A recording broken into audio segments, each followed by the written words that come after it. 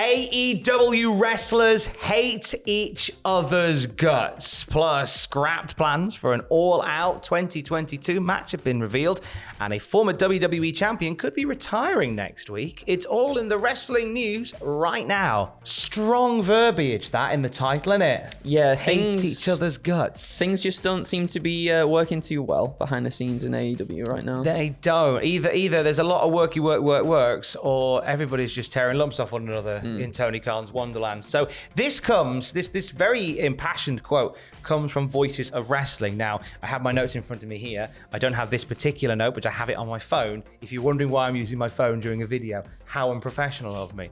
Now, Voices of Wrestling on their video, on their show the other day, said the following: there are way more on-screen feuds where the people legitimately hate each other than people think in AEW. Britt Baker and Thunder Rosa cannot stand one another. They have been mortal enemies for years now at this point.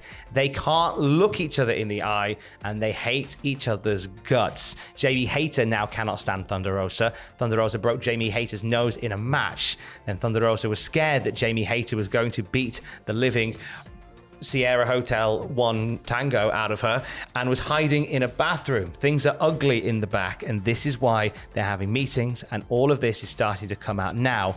It's just a mess. I don't know if Thunder Rosa legitimately can't wrestle or if they're just sending her away so some people can cool off. I don't know.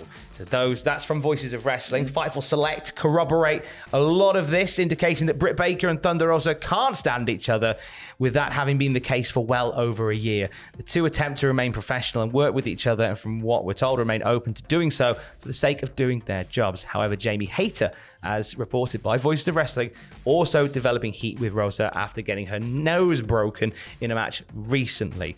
Now, there is a backstage perception of Thunder Rosa that Fightful Select have done some digging into, which we will get to in a moment. But in terms of All Out, we were going to see Thunder Rosa competing. She is since because she's since on the injured bench, on the injured list, and an interim champion's being crowned. But what were the plans going to be for All Out, Andrew? So Fightful Select saying word emerged shortly before Dynamite that Thunder Rosa was injured and wouldn't be competing at All Out. The actual injury, though, is unknown, speculated to be related to bulging discs. The extent of the injury isn't known, but it isn't a kayfabe situation by the company. They also went on to say that the original plan was actually for Toni Storm to emerge victorious and win the AEW Women's title in the match against her and Thunder Rosa. Now, she'll compete for the interim AEW's Women's Championship against Hikaru Shida, Britt Baker, and Jamie Hayter as well. And since then, Fightful have not learned of the creative plans set for the title since. Now, in terms of behind the scenes and the perception of Thunder Rosa within AEW, Fightful Select say they've had talent on both sides of things regarding this. Many saying that Thunder Rosa has worked really hard to get other young talent booked. Others perceive her as developing an ego and being difficult to work with. That awful label that you do not want. Those that Fightful talked to, who worked with Thunder Rosa at Mission Pro Wrestling, which is her wrestling promotion, which has really given a multitude of roles to women in the wrestling scene outside of just wrestling. They have nothing but positive things to say about her leadership when she is around. Now, since this story broke and since Thunder Rosa announced her injury, she's pulled away from social media, all inquiries being directed towards Tony St. Allen.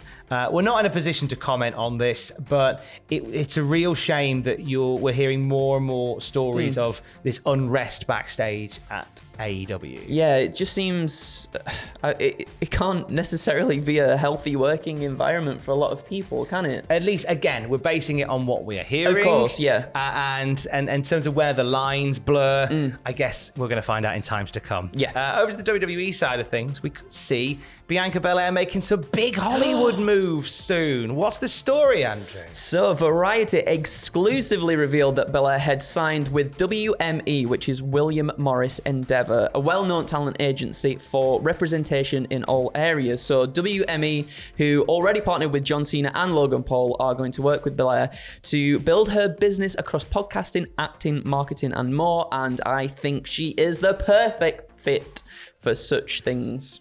This is where she takes over the world, isn't it? Oh, without a doubt. Like, she's already got the charisma, she's got the mic skills, she's got the look. She's like almost like when we talk about Sasha Banks and we talk about how she's just got this whole aura around her, I feel like Bianca Belair very much has that as well. I'm excited to see what she will do. Over on Impact last night, making an announcement for a first time ever match, at least under Impact Wrestling's roof. The first ever 3-way barbed wire match in Impact Wrestling history is taking place next month at Victory Road. Sami Callihan versus Moose versus Steve Macklin. Wow. Callihan has had some memorable run-ins with Moose. We had the we had the Clockwork Orange House of Fun match. Yep. We had Full Metal Mayhem.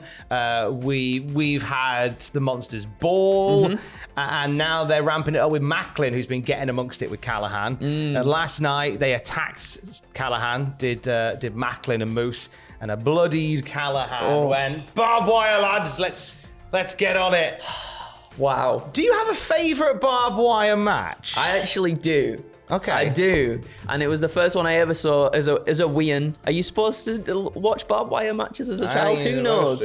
But it's the ECW one between Terry Funk and Sabu. Because that was the first one I ever saw. I got the, the Rise and Fall of ECW DVD. And that was very much on there. And they were talking about it. I remember seeing pictures of it in magazines. And like when Sabu's arm just tears open and he tries to like tape it back up and everything. It is brutal. But as a kid, you're like, I want to do that. Right? Yeah. I want to get involved in that right now. It was crazy, but that's definitely my favorite one. That's one that sticks in my mind. What about you? I'm an old boy, so Cactus Jack, Terry Funk. Oh God, yeah. Like there are wars of explexploding barbed wire and some of the carnage on there, that some of which is on YouTube, which I'm amazed hasn't been demonetized if it hasn't been so already. I'm excited to see these three tear strips off one another in Victory Road in the barbed wire match.